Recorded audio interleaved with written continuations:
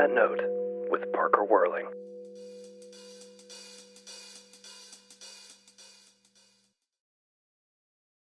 Jake Chisenhall. Is that how you say your name? Chisenhall, yeah. Chisenhall. Pretty close.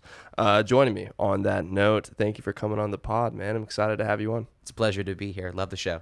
Appreciate it. I'm really pumped to get into Be Steal My Heart, an album with the pun as a title. Woo-woo. After Yep. My Heart right there. I love a good pun, and I love the album cover. Thank you. Shot by Trent Wayne. Yes, legend. He's awesome. And I just met him for the first time the other day. He's probably listening to this. Shout out to Trent. Trent, you rule. Yeah, you're the man. And I found Ezra Pounds through his pictures. So great, right? So good. I thought it was really cool that there was this parity of our records coming out at the same time. I'm sure that we weren't really kind of aware that each one of us had something in the canon. But love Ezra's record. I love the way how Trent brought out their style as well. And I think that there's a nice, again, parity between ours, even though, coming from different worlds. Right. And it is cool that you guys were both shot by Trent, because I think he does a really good job at getting like the colors that you guys are that are coming across in your music. Your music's very colorful. Ezra's is also very colorful.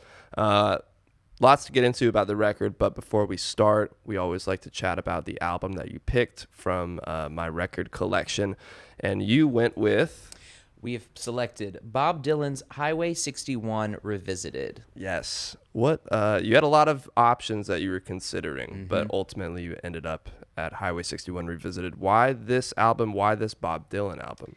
I think, this one has a lot of creative and just sentimental value to me. I think the background on my relationship with this record was I had a high school history teacher, shout out Mr. Krakowski, who was just like kind of a counterculture figure in a sea of, people asking you to just kind of step in line. He was one of the few people in my life that was like, oh, you're a creative, you should foster that. Did you know, I play a Hammond organ? Have you heard of these records? Have you heard of this? He's the kind of guy that wore combat boots to school. Nice. And just kind of told you that was the little signal of okay, this is somebody who, who the teens can kind of relate to.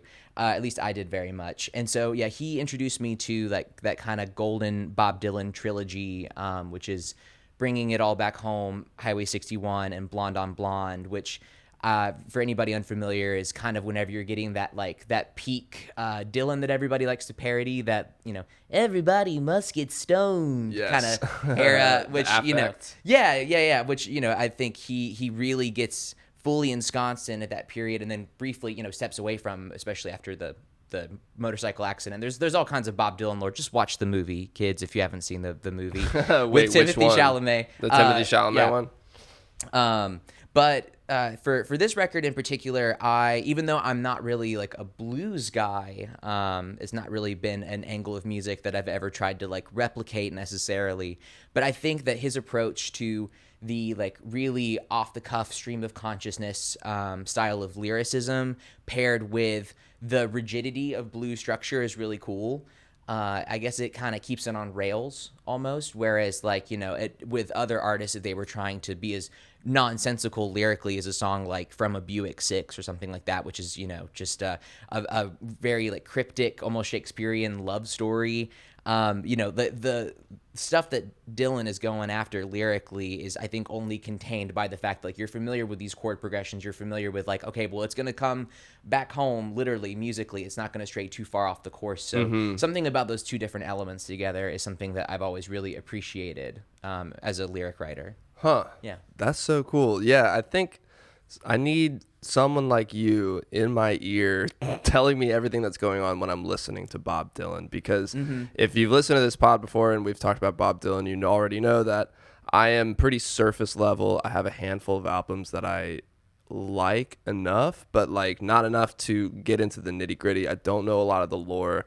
It's almost like Marvel when I talk to somebody and they're really into Marvel and they can talk about all the universes and everything. I'm like, oh, cool. I'm interesting.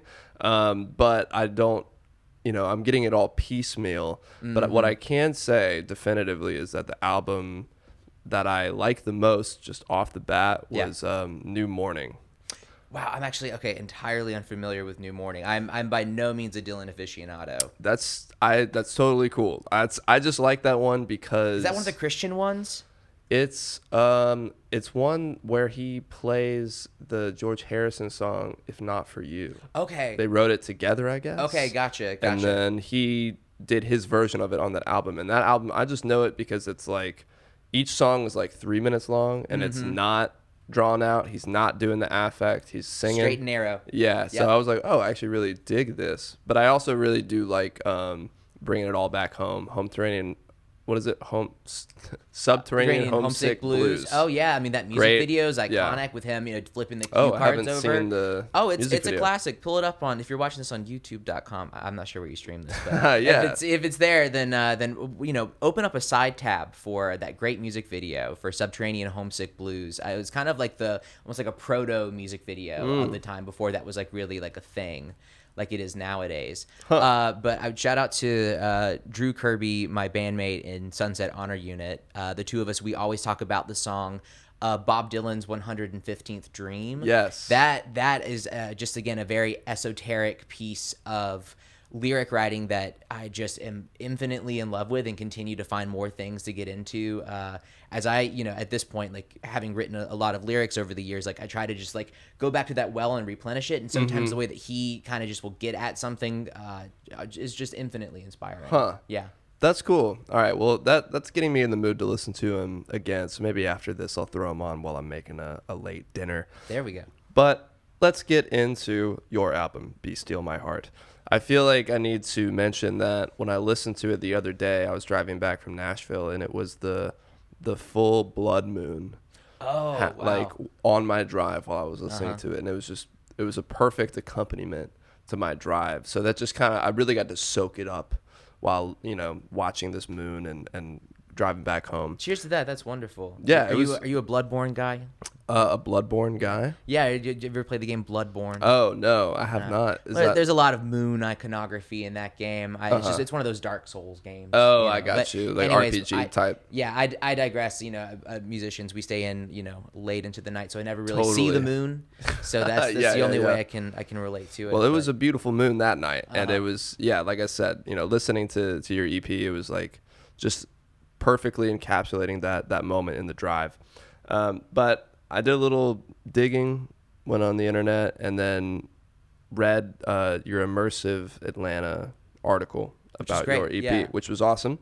But you had a quote in there talking about making this album or this EP. You said, "I want this new era of music making to have a more evergreen kind of presentation, one that is not pigeonholed to a certain genre of expectations, of certain sounds, aesthetics based on a name. So I think avoiding pseudonyms is important."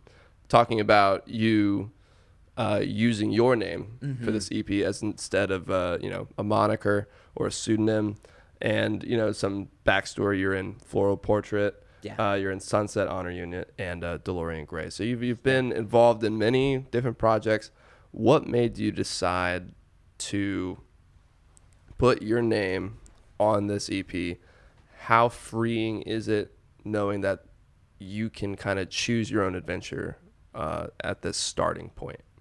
It's a great question, and I appreciate you asking it because, there was a lot of thought that went into how I wanted to consider like myself going into like a different era of music making, and just trying to figure out a way to like not confuse people. I think that was where a lot of it stemmed from. I feel like if you want to get into like the real like ego of it all, there is like the identity crisis of like, well, I'm not playing like synth pop anymore. Like, should I still call this DeLorean Gray? Was a big hang up for me.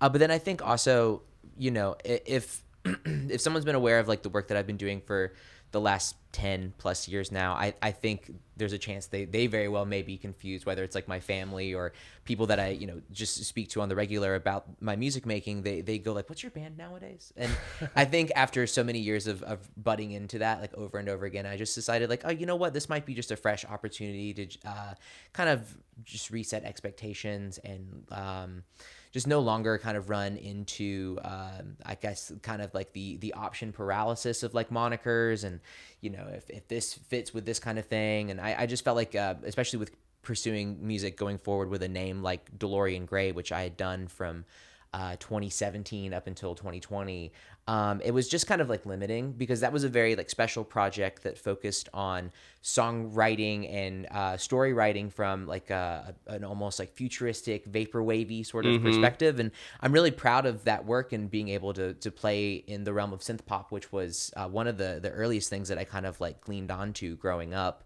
But just kind of grew out of that. And also, I think the biggest change for me was wanting to break into the realm of playing with other people. And DeLorean Gray was like mostly like a true solo project where I was making things by myself in a room with really nobody else like involved in the process until much later into the game. So I think I just kind of wanted to like step away from that and really just get back into the fold of playing music with others. Yeah. And you have a lot of featured artists on this project. What was it like getting to collaborate with so many different people after, being, I know you have other bands, so you're used to that, but in a way this is, it's your name, so it is a solo project, but you're working with other artists. Like, was it different at all, or what was that experience It like? was more relaxing than I could have, previously anticipated. Like, I guess with working as a band is very is an excellent, very democratic process. Everyone gets to kind of throw things into the creative soup, if you will, and add into the overall flavor of it. But whenever, you are doing a project where, you are kind of taking the helm in a more direct way, it's easy to get a little lost and not be able to see the forest for the trees. So having more people in the room was just fantastic on a feedback level. Totally. I guess I should also preface by saying that in addition to making this album like as a solo effort, I also produced it at my house. So very, very insular with the project. I had, a lot of creative control over how the sound of the record came out. So therefore it was really nice to have other people involved, whether it was during like the production stage or the writing stage, whatever form it happened, just to have that feedback. I think it's become like invaluable to me at that point.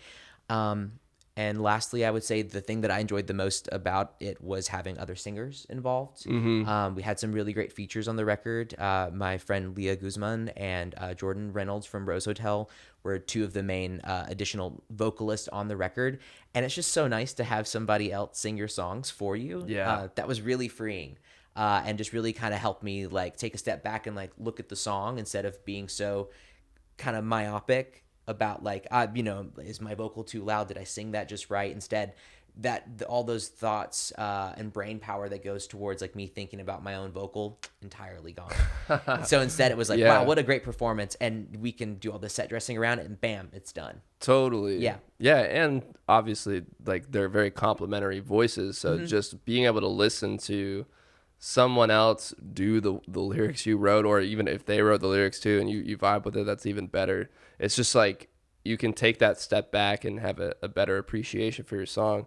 When I'm writing songs and take them to the studio, I don't think there's ever been a time where everything on it was of my my own creation. Sure. If someone else is producing it. And almost always my favorite parts of the song end up being something that someone else did. Like if like my friend Tony's playing drums and like there's a fill I never could have dreamt of that's in there, now that is like my favorite part of the song. Or Tommy, my buddy in Athens, playing bass, he always will like come up with some way of hitting the bass with the kick that like I just wouldn't have thought about, and it ends up being my favorite part of the song. Yeah, absolutely. I mean, when it comes to making albums independently, I think that, you butt up against all kinds of challenges, whether it be like being able, if you're making it in a studio, making the most use out of the time that you're spending there for the money that you have for like a budget. If you're making it at home, it's about the challenge of like getting everybody together and being able to like cobble this on your own with, acquiring your own gear, yada, yada. But I think the challenge of making records at home, or at least like as like a solo like bedroom pop kind of perspective, where it's like one person working on a laptop with a collection of electronic and acoustic instruments, something that you kind of run into is that lack of feedback. And for lack of a better word, I guess I ran into that after 4 or 5 years of, being pretty self-sustaining for the most part with my music and just kind of making all the decisions and deciding all the effects and, yada, yada. And it went off pretty well. But at a certain point, it started to feel masturbatory, like, I guess, you know what I mean, like you're truly just in a room by yourself, like making all these decisions and just going like, yeah, this is awesome, like at a certain point you kind of lose the plot. I'm like, is this awesome? I don't really know anymore. Totally. So having other people more directly involved really just kind of changed the game for me, which I guess is really the irony of this whole record, is that it's the first time I'm putting my name on it, and yet it's like the furthest thing from a like true solo record. Like in terms of like the personnel who made it, I just really quickly wanted to mention Freeman Leverett and Jason Bronson, who have been my collaborators most directly on DeLorean Gray stuff. If anybody else was in the room, it was going to be one of those two. They're my best friends, and I'm always so thrilled to have their input on anything that I get to do. I feel incredibly lucky to have them involved in the process. But then also Paul Stevens, who plays in, amongst other projects, Moloch, and I know them for their work as a fantastic jazz band, the Control Group, which plays over at Monday night on Tuesday nights. Cool. Ironically enough, Monday Night Brewery. Yeah, Monday Night Brewery okay. Over on Tuesday nights. Pretty much every other Tuesday, I go and see them with my wife Betsy. And so anyway, Paul Stevens is a friend that I've had since I was maybe like 16 years old. Somebody I've known for like a lifetime at this point. So having their direct involvement, both compositionally and instrumentally on the record, was just essential. And it just again made this really fun creative soup. Yeah. Mm-hmm. And it feels like you're having a lot of fun on this EP. It really exudes from the speakers when you're listening to it.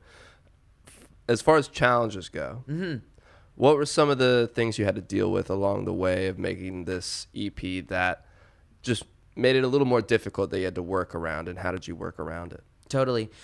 I think one factor was just not knowing like when and how to prioritize it. So I think for context, I have been working on records with my main bands, which are Sunset Honor Unit and Floral Portrait at this point, and I'm very excited about both of those records, but those were way more of a heavy lift. Yeah, and by the way, everybody should definitely go check out the Floral Portrait album. I remember when that came out, and I was like, this is crazy that somebody is making this right now, like in this area. It's like truly an insane combo of instruments and genres. Like, it was awesome. And the album cover, another cover that just perfectly like nails the sound.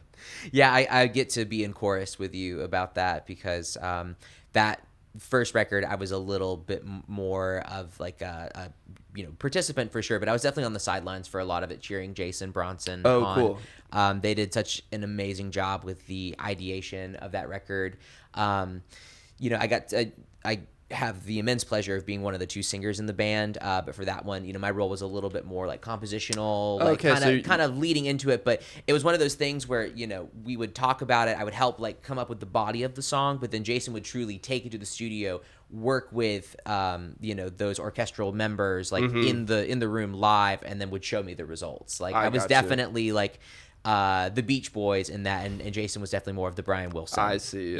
Still, I mean, important job, but you're now a little bit more involved in the next one. Yeah, cool. Yeah, which has been a lot of fun. Jason and I have just finished writing pretty much the body of work for that one, and this next record I'm just so immensely excited for. Nice. But sorry to completely derail. No, not at all. Again, I appreciate you saying that about the Floral Portrait record. I mean, I'm so immensely proud of how it turned out as well. I mean, it took like an army of people over the course of 4 years to make that record. I've never like had to be so like patient and kind of just like wait for that little seedling to like really kind of start to grow and become what it was. Totally. But so anywho, for those records, I think the process again is a lot more like diplomatic, and making those albums that we're working on now, both respectively our sophomore LPs, has been really fun. But this record was Be Still My Heart has been something I've been tinkering away at on the sidelines. It's this piece of rock that I've just been kind of chiseling away at every opportunity that I had for a little over 2 years. So really between like 2023 and 2025, just every chance whenever we weren't doing shows or working on those albums, I would just kind of sit, at my computer and tinker away at this. And so it's really the biggest challenge has been time, was just trying to find enough like time and drive to see this project through, as fun as it was. And I think getting other people involved was really what helped me get across the finish line. But for a lot of it, it was just me kind of sitting with the bones of these songs, and with no budget and really, no means of having anybody else, like, being able to pay for anybody to directly assist me on this project. Just kind of knowing that hopefully one day it was going to see the light of day. And luckily it did. We hit this point where we're kind of at a stopping point with these two respective albums, and I was like, well, I don't have anything on the horizon for the next like 6 months to a year. Like, let's finish this up, let's get it out the door. And luckily, through like working with Trent, working with my friend Rubnogs to finish up the music video that we did. I have a feeling we'll still go back to that in a minute. Dude, yes, he's the man. I just got coffee with him the other day. Legend, truly legend. Yeah, he's awesome. But just like had to just sit and patiently go, like, this is gonna come out one day, and sure enough, we hit this point maybe like 5 or 6 months ago where I went like, okay, like nobody's looking, there's nothing big on the horizon, let's close this out. And it just felt so good to really quickly get it across the finish line with the help of my friends. Do you think having the friends that were involved, having them involved, kind of made you be like, all right, well, I should probably take this to the finish line, as opposed to if it is all your own volition, it's all of your own creation, then you can kind of just be like, well, I guess I'm not ready yet, and keep kicking the can down the road. I mean, I think, isn't that something that we all run into as creatives, is this feeling of like, this is never going to leave my hard drive, is it? Yeah. Like, oh, God, I just, I'm certainly very guilty of chasing that next butterfly the second I'm about to catch the first one, and like really like wrap up a production on a song or finish a big idea. I get a little fixated on that next thing, that fresh and new idea. So it just felt really good to finally just like take a beat and see these things through, and believe in them. But yeah, I mean, having other people involved helped it to feel less like a truly selfish endeavor and more of a like, well, I really got to do right by this material because my friend worked really hard on this part, or even just by virtue of going like, hey man, I had a great song that Jordan Reynolds did a fucking amazing vocal for, and I've got to, it would behoove me to have this out. You know what I mean? Totally. I would be remiss to not let this see the light of day and live in my hard drive as like 1,000 other song files through. So. Yeah, no, that's nice. It's nice to have that that extra little bit of inspiration. Going back to genres, right? When you were talking about this is your debut album under your own name, genres and themes like that can really set a direction to go towards. But in this quote, you kind of said you were thinking genrelessly. Did at any point did that feel I don't know, like crippling? Like when you have too many options, it's almost hard to pick, as opposed to if you have like one or two, you just go for the one you want. Right. I mean, option paralysis is so very real. But I think in general, this idea of going a bit more genreless is becoming kind of popular. Like I think about, great artists who are out right now, like just Sabrina Carpenter, and the way how she kind of has found this country vein that she has infused into what is like mostly pop music. But I think, right now people are looking for a bit more variety whenever it comes to like album structure, or at least I find that there's good results whenever you try and break it up a little bit. It definitely can be crippling, but I think for me, I feel like my music's always going to kind of sound like me, for better or for worse. Yeah. So if I'm able to change the set dressing every now and again, it might be refreshing. Totally. Is there any unexplored musical territory on the horizon that you would like to check out? Totally. I mean, there's so many things that I've dreamt of or thought about. I think the literal answer for the future, like the thing that I dream of next, that I haven't quite explored, it would be to make like an actual bona fide like jazz record, something in the room, that's recorded live, as opposed to my normal production style, which is very much a meticulous, like, let's stack one thing on top of another. Like, even whenever it comes to drums, you know, for a lot of stuff on the record, I'm not a great drummer, so I picked up this little tidbit of advice from Kevin Barnes of Montreal, who, whenever he kind of was in a similar position of like, I'm making a solo record, I don't have a band with me right now, he would record one piece of the drum kit at a time and like layer it up that way. And while not everything on the record was done that way, that ended up being a technique and like a sound that I really leaned into. Whoa. So all the drums on your EP are recorded one at a time.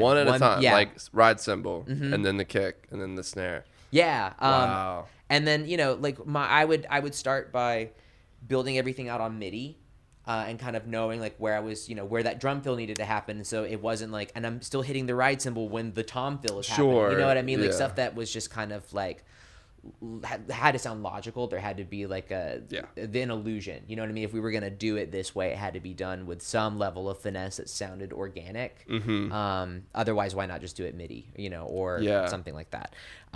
So that ended up kind of being the sound of the record for the next thing that I'm working so cool on. because. Sorry, I don't please, mean to let's interrupt. dig in. But I was thinking about the drums when I was listening to it, especially on Flowers for Inez, because there's such just an interesting quality to them.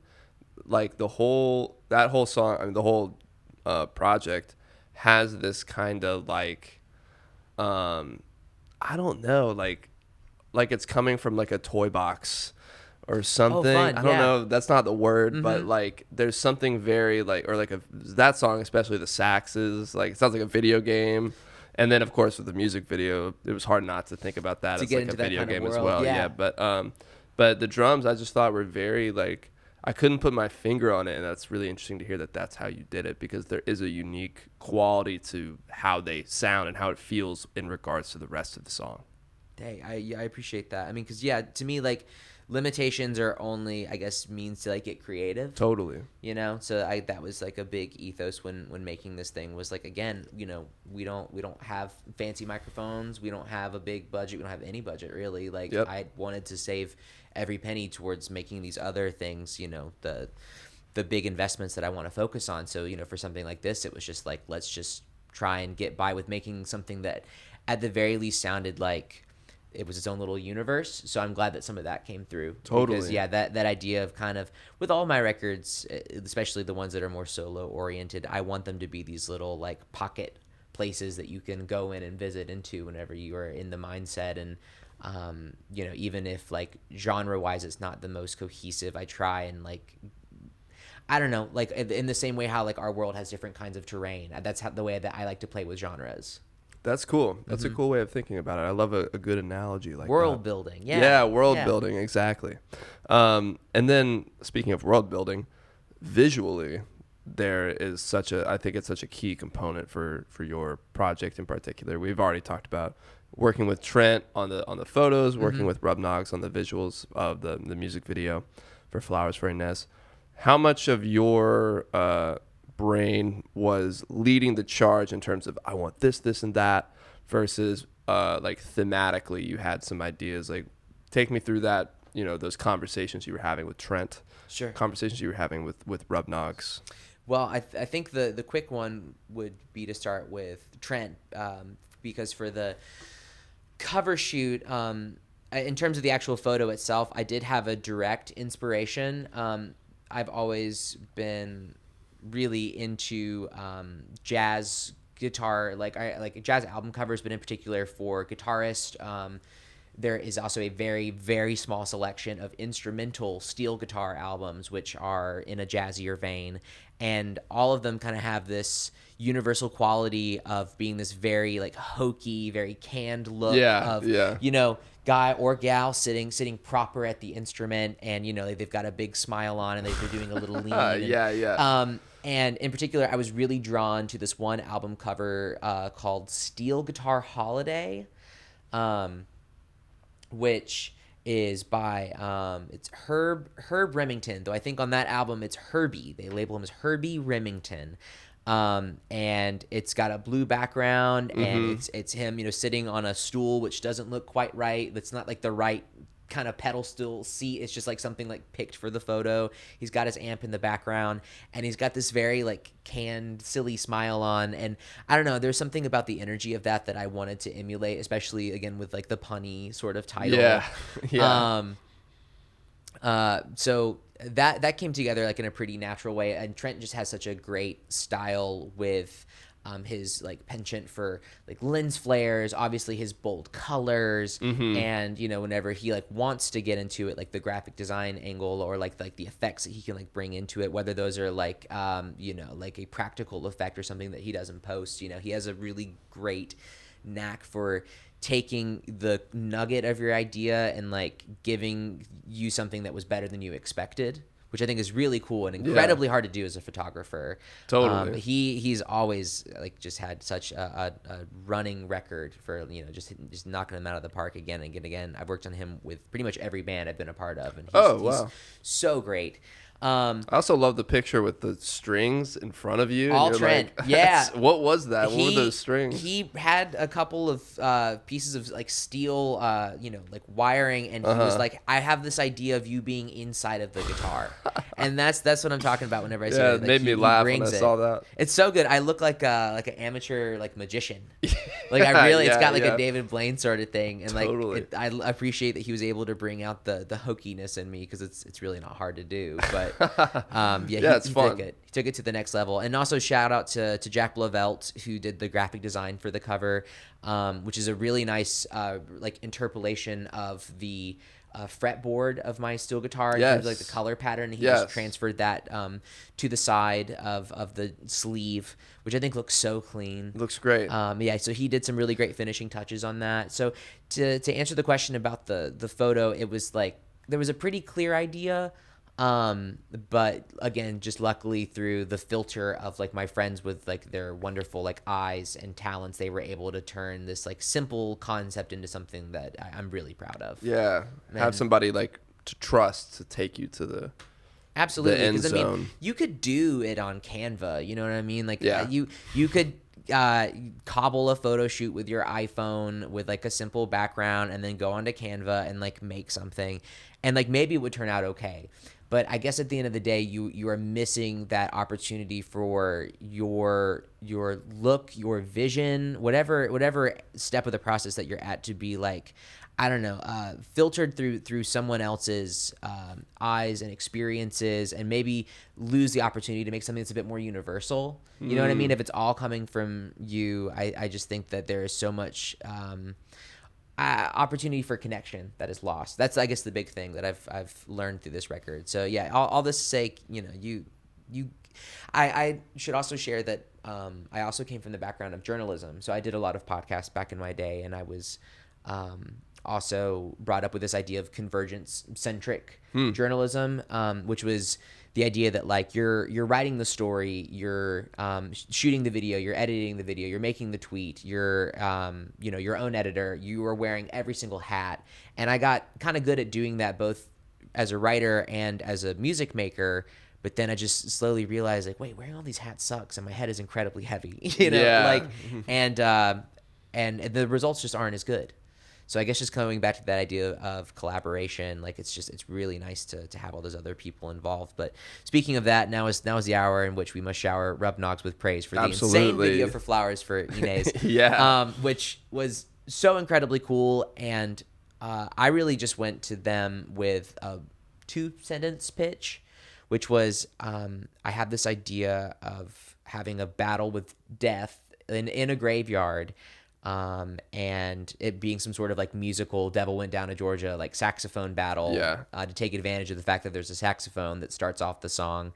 And also my idea for having like a battle with death was because I had recently found out that my great-great-grandfather's grave is located like 5 minutes from my house. No way. And it's this ornate, very large, beautiful gravestone. And I was like, well, if we just zoom in on it enough, it kind of looks like I'm dead. Like, you know what I mean? Like, you wouldn't know who's who. Oh. So what if we like incorporated like the whole like you've been dead the whole time sort of thing, or some sort of angle where we use the grave. So I I really brought Jake, like, again, that simple nugget of an idea, or I'm sorry, I should say Rubnogs, that simple nugget of an idea I brought to Rubnogs, and they just took it from there. I mean, we had a great day of shooting in the Hot Shoe Media Studios. Yeah, shout out to Hot Shoe. Incredible Wilson. people. Wilson's the man. Yeah, Oh yeah. my I need to God. get a tour. He told me I could come and get a tour whenever I wanted, and I'm like, I need to cash that chip in because I've seen your music video from there. I saw the other one Rubnogs did, Big Dog Theory. Oh, I Like, this might place be the looks cool as number hell. one Big Dog fan. I've watched that video like 30 It's times. crazy. Yeah. It's so incredibly good. Ao's a great musician. It's a great song.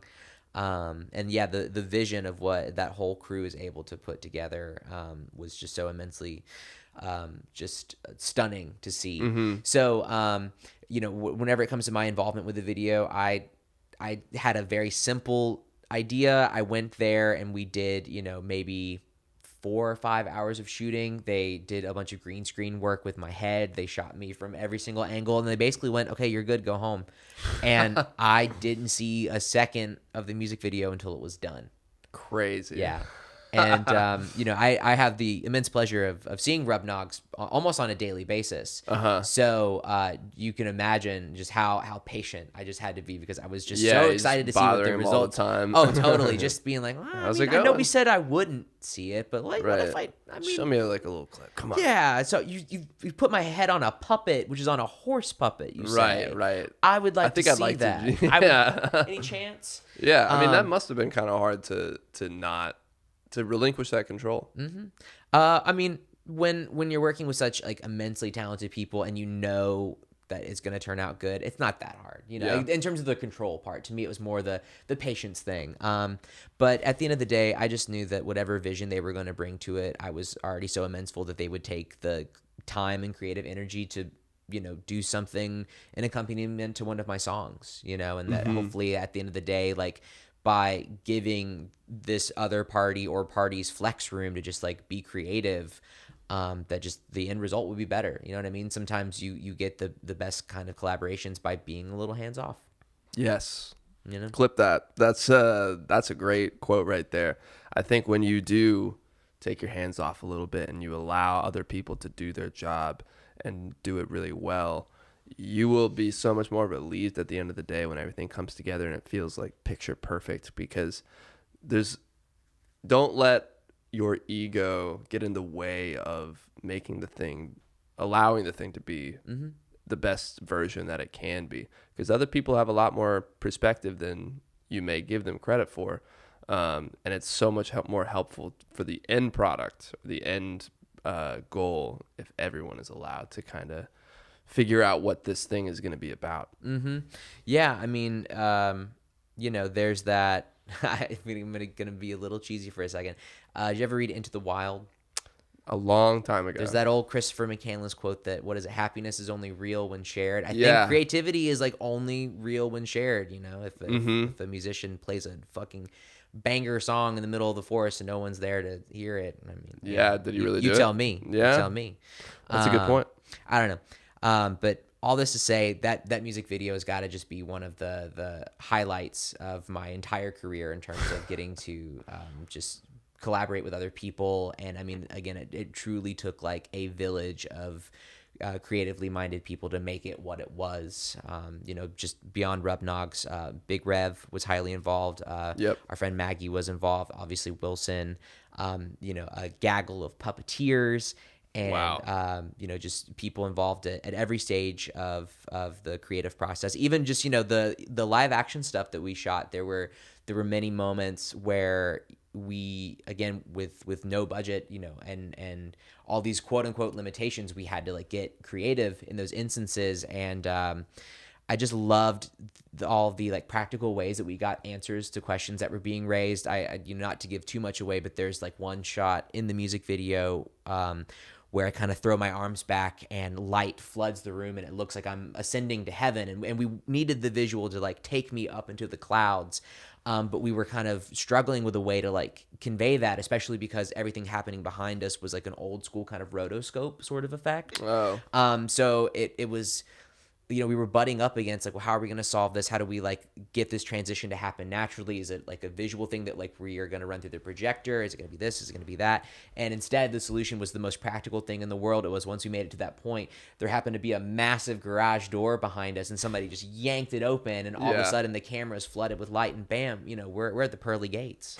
We're right there. I love hearing about the movie magic, like the little things that end up being those obvious solutions that you're like, wow, I can't believe all we had to do is this one little thing, and it looks exactly like something like you're going to heaven. Totally. I love movie making. That's cool. I know Rub Noggs does as well. That's how we met, was at the Atlanta Film Festival. Awesome. And I just had heard, I can't remember how I heard about him. I think I just saw his block maybe and was like, that name, Rub Noggs, that's cool. And then what's the story? Yeah, I'm like, well, now I'm blanking. I got to go talk to him and ask him how I know I reached out to him to be like, yo, this thing looks really cool. Oh, I think it was because I was looking to see like which Atlanta locals were going to be there, because I wanted to like meet up with people beforehand just to like, connect. So I saw him like on their website, and I'm like, oh, let's connect. And now we've hung out a few times. He's cool as hell. Love that guy. Wonderful. Incredibly just visually minded. Totally. And, like, endlessly creative person. I've had the energy is crazy. Yeah. Love his energy. I've had the pleasure of working with him for a better part of a decade now. The very first DeLorean Gray video was also done by Rub Noggs. It was, we hadn't really known each other too terribly long. Wait, are you from Atlanta? Yeah. Mm-hmm. Okay, he's from Indiana. Correct. So yeah. Did you guys work remotely? So he had just moved down here. I don't remember what exactly the circumstances were. Okay. But he had just come down here, I think, just to kind of find amongst other things, a different scene to play in and get involved in. And when we got connected, I think we just shared like a big love of, again, practical effects, kooky sci-fi, totally. And the interplay between those things and how to create a whole world in a garage, essentially. And we were able to convey that with this video that he directed called Chrome Bikini, which was also Big Rev and Rub Noggs. It was, I think, one of their first instances working together, like as a couple, which is like so incredibly cool. That is cool. And it's very similarly like a space drama epic, almost as kind of fantastical space vacation sort of energy to it, and just very, very similar kind of creative ethos going into it as the Flowers for Inez video. And I'm just so immensely proud at like how much those individuals have grown creatively and are able to just better convey these wonderful big ideas that they've had all along, and are just like that much better at getting to the nugget of those ideas quicker and in a more clear way. But yeah, even just with that first video, there are all kinds of incredibly creative moments and gags that even show up in the Inez video. Like, for example, like in Chrome Bikini, there's a great moment where I walk up and hit a button on the wall that's literally just labeled button. And similarly in Inez, I think there's like 3 or 4 button gags that happen across the video, and that was just because I think at some point in the process I was like, hey Rub Noggs, you remember that button gag? Wouldn't it be great if we like did that again? And just lean into that. Exactly. So even though these are different project names and a decade apart, there's still, I think, just some continuity happening there. It's really funny how those inspirations can carry over across a decade. Yep. We're always being influenced like a little bit here and there over time. It's kind of crazy, even subconsciously maybe. Mm-hmm. It's very interesting to see that kind of stuff. But I had one more question before we go to the last 5. Yeah. About, I have it written right here. Do you have advice for artists who are in multiple projects and maybe feel a little stretched thin, and they need to kind of balance their time with these artists, with these other projects, as well as their personal life? Never gets any easier, I think, is one of the big things that I run into. And it is hard, right, to figure out how to keep like the wheels turning and keep the inspiration high, and especially once you get a little bit older and you're balancing like this level of different responsibilities. I think there are fun answers and there are practical answers. I think the practical answer is like holding yourself accountable like you would as any other activity, where it's like, if you want to continue doing it, I think on one level you have to improve, or at least like a little bit, or just continue to make or do. So, if you're a writer, it's taken that 10 minutes a day to write a page, or if you want to be a better guitar player, it's taken the 15 minutes to practice your scales, or whatever it is, just that thing that keeps you like regularly charged and involved. Just like don't lose sight of that. And then I think whenever it comes to balancing different projects, I think patience is a virtue, and I also think that it's always good to have an extra one in the canon. So at moments like this, whenever you're at a crossroads of like, we oftentimes as creatives, we might finish a project really quickly, right? And we want to have it out immediately because we spent all this time working on it. We've talked to our friends about it for a year, 2 years, yada, yada. And I think we have to like do right by our work on like the promotional front in terms of like taking the time equally to like invest in getting the word out about your record, because otherwise, why are you doing it? Yeah. So I think maybe, whenever you can, if you're the kind of person that like wants a solo project or like wants another outlet to express yourself, really, I think it's just cutting out that time whenever you are in a period where you've got one thing that's in a holding pattern. That's a great time to like focus on that other thing. So I think you can't spin too many plates at the same time, but if you know how to put one down and really focus on the other one, I think that's it's not an easy reflex to lean into, but I think it keeps you regular, and I think it keeps your heart and your spirit young. Just keep it moving. It's not easy, but that is great advice. Just focus on one thing and the next. Don't let everything fall to the wayside. And just finish it. I think that's the thing at the end of the day, is that, so often with our works, we, again, are chasing rainbows, where after that next big or refreshing idea that has just come to us. But, if we don't do right by like our past selves and like actually like finish our work and get it out there, I think, we'll regret it a little bit. Absolutely. Not every song needs to see the light of day, for sure. Yeah, some stay on that hard drive. Yeah, absolutely. And they will live the hard there drive graveyard in infamy. But I think there are so many people in this scene that are doing incredible work, and it all really deserves to see the light of day. So do by whatever means you gotta do, to get it out there. Even if you're not working with a budget, even if you have to get really creative, I just implore everybody just to get their stuff out there, especially in an era where we are competing with AI artists, who, again, not only that, we're competing with, AI artists and AI journalists who are writing fake articles about fake artists. Like, I think, the more human, realistic pushback and space that we are taking up in the room, the better. So there's no better time. I agree completely. Well, Jake, let's take this over to the last 5, where we got 5 quick questions in this bowl you can choose from, and then we'll be out of here. This is exciting. Yeah. We let the universe choose which questions you're gonna get. So number 1. All right. Dream artist / producer to work with.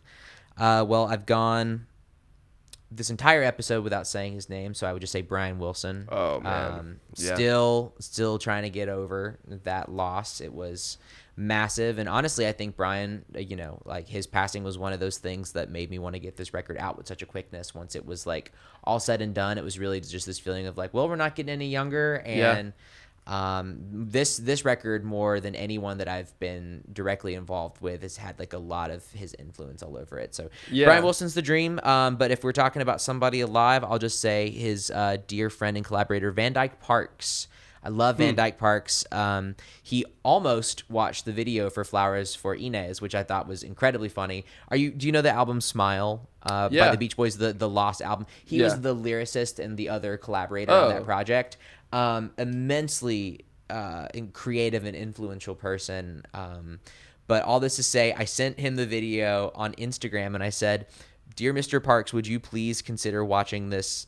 And he followed up. I never thought in a million years he would respond, but he did respond, and he said, "I can't figure out how." Oh no. He's an older gentleman. You just and I clicked love the him. button. Yeah, I was just like, buddy, it's right there. no. And I sent it to him again, and I was like, Mr. Parks, like just try for me, please. Yeah, There's yeah, a yeah. dog. You're gonna love it. You love dogs. Like, Yeah. So I don't know if he ever saw it, but I guess How old is he? He is 80s? Yeah, he's at the very least late 70s. I'm gonna say probably early 80s at this point. Yeah. He's a Southern gentleman. He is an incredible songwriter. He has his debut album, Song Cycle, is one of the coolest things I've ever heard. And I only just heard it this year. So he's somebody that I would have liked to have collaborated with. Whoa. Yeah. Great answer. All right, cool. Well, plug. let's check number 2. Question number 2. Oh, boy. Perfect album from back to back. I already said, damn. Perfect album. I All already said the Beach Boys, man. You can just double down. You got me. Yeah, I know. You can also name a couple. You don't have to name just one. Nah, this is true. This is really, really true. I'm just gonna say something from more recent history that really inspired me. The recent album by Being Dead. Love Being Dead. Interesting. Yeah. I get dead and being dead confused. So Being Dead, they are from Texas, Tejas, I do believe. What's the name of the album? It is Eels. It is Eels. Okay. By Being Dead. It is a fantastic record. It's got a little bit of post-punky. It's a little B-52s. It's got this great guy-girl singer-songwriter. They're trading off harmonies, energy. It's one of the most just ambitiously creative things I've heard in a long time, and I listen to it front to back constantly. I'm going to look this up right now because I'm pretty sure at first I thought you were talking about Dead, D-E-H. Oh, yes. Yes. I've also heard of that Dead. Yeah, I really like them. Okay, yeah, I do not really know Being Dead, although I've seen this album cover for Buddy, Eels. buckle up. All right, I'm checking it out for sure. It's a good time. It's a good time. I guarantee it. Number 3. What's on your musical rotation? Going back to that, like, I'd love to make a jazz record thing. I've been listening to a lot of just like meat and potatoes, Great American Songbook stuff right now, which has been incredibly fun. So in terms of that actual rotation, it's been a lot of Julie London. There's been a lot of Chet Baker in the mix, a little Wes Montgomery. Yeah, a lot of old school stuff. Those have always been the kind of angle of like cool jazz that I've been really into recently.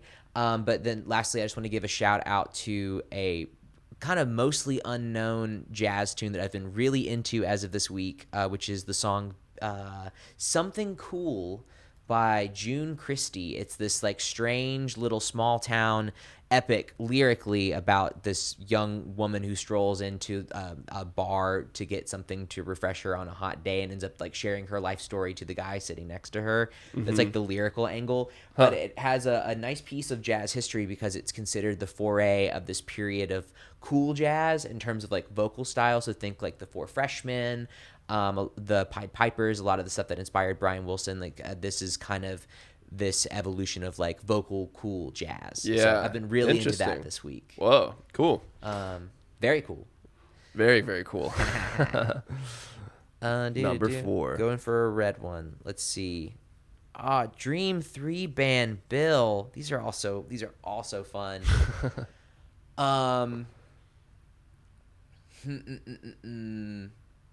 Yeah, you're out on the town, you see this on the marquee, and you're like, I gotta go. Oh man, it's such a good question. I'm combing through my mind because I don't want to pick the most like old man answer on the planet.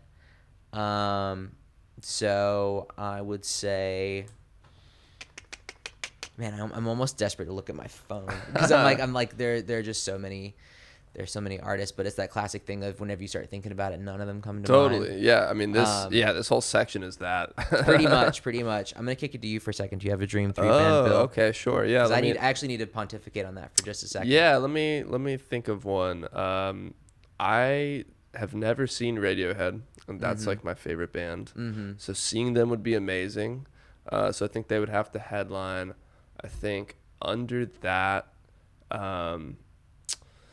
I would maybe go with a band who I'm actually about to see twice in a few weeks, like 2 weeks. Yeah. Is Spoon. Oh, okay. That's great choice. another one of my favorite bands ever. They're playing Shaky Knees, and then so I'm gonna see them there, and I'm gonna see them at the after Shaky Knees show. They're playing like an after show at midnight on Saturday night at Center Stage. So I've never seen them, and seeing them twice in like 2 days is gonna be sick. But I'll put them on the list anyway, and then for the third, maybe I'll go with, I'm not gonna look at my phone since you're not. Yeah, we're being good. It's Yeah. tough. Like for some reason, like this is a particularly tricky one because you're like, does there need to be some sort of cohesion here? Right. I suppose there really does. I know. Yeah, that is kind of the other tough part. That's where I got hung up. Yeah, I think, I'm gonna go with My Bloody Valentine. Oh, I mean, they're great. I'll resurrect them from their retirement or whatever they're doing, and I would have them. Maybe I'd actually have them in the middle. So maybe Spoon, or maybe last. You might need them last because they're gonna blow everyone's ears out. You're from right. From what I've understood. You're so right about that particular group. There, yeah, good point. So Spoon, Radiohead, and then My Bloody Valentine to close the night. So for me, I guess it would be Paul McCartney. I've never seen Paul, and at this point I'm really worried that I won't be able to. I feel like his, I mean, he's looking good. He's still out there. He's smoking doobs on the street. Is he? That's random awesome. strangers. Oh, there's this great clip of him where like someone's got a blunt. He is in the middle of the rotation, and like it kind of looks like like your grandmother from like the side profile, and then he turns and you're instantly like, oh my god, that's Paul McCartney, just like huffing on the street. Like, it's a cool year. It's 2025. This old man can finally live free. Hell yeah. So I would pick him. I would say Sugar Ray. Whoa. Why not? Is that a real answer? I don't know. It's up to you. Yeah. It's up to you Up to interpretation. interpretation. Well, if anybody that knows me particularly well, they know that Sugar Ray is pretty much universally in my karaoke canon. Oh, okay. So I mean, you listen, not a great band, but they've got like 3 or 4 like pretty banging songs that everybody loves. Is that Fly? Yeah, Fly. Totally. That's one of the lesser great ones, but a good one nonetheless. They got that song on the Scooby Doo soundtrack. Which one? Man, oh man. I'm gonna do a terrible job of remembering how it goes right now. All I remember is Mark McGrath's eyes. They turned to like demon eyes for a second. So, due for a rewatch of that Scooby Doo movie. Yeah. And then the third one, the Smiths. I don't know. I mean, everybody's wanted to see them. I've never, obviously, Morrissey's not a reputable person, and we'll never see the Smiths again because we already lost one of the members. I think it was either Andy or Mike. I think it was Andy. Johnny Marr's playing. Yeah, I know. I've seen Johnny Marr, which is crazy. I didn't know that. He's still the GOAT, man. He's so good. He's a great guitar player to this day. If you get a chance to see him, I would do it. I would love to go see Johnny Marr. I'm very surface level with the Smiths, but I feel like his guitar playing has influenced so many people, like generations R.E.M., of janglers. Yeah, totally. Truly. I mean, he's not just that either. I think Johnny Marr has an entire like vocabulary all to his own on the guitar that isn't just the realm of jangle pop. He does jangle better than anybody else, man. Yeah, I really need to do a deep dive. But let's check the last question here. Shoot. All right. Go out on a good one. Hopefully, That's right. Hopefully I won't stutter on this one because boy, that was a tough one. Fantasy supergroup. My mom always loves to ask this question. Oh, so you're ready? So I mean, we're gonna go ahead and say Johnny Marr's on the guitar. Cool. I think that's very, very easy. I think on vocals, we're gonna get prime era Brian Wilson. Paul McCartney has to be on bass. You're one of the best bassists. Absolutely. This is already an insane group. I'm trying to think of a reputable drummer other than Pete Best. Oh yeah, the fifth Beatle. Yeah, we brought him back. He Pete never Best, got his time in the sun. Now he's got it. And I mean, what a powerhouse to be playing with. I think it makes up for 60 years, 80 years of not playing with the Beatles. Or, or whenever they were a popular band. Yeah, now he's going to be in Jake's supergroup. Uh-huh. That sounds great to me. And they're going to be called the Beagles. The Beagles. Yep. Yeah, not to be confused with the Beatles. Nope. Cool. Well, Jake Chisenhall, thank you for coming on the podcast, talking about your new project, Be Steal My Heart. Everybody needs to go check it out. Check out the music video. All bangers. It's so fun. And this was a lovely conversation. Thank you so much. I couldn't agree more. And on that note, thank you very much. On that note, we'll see you next time. On that note, with Parker Whirling.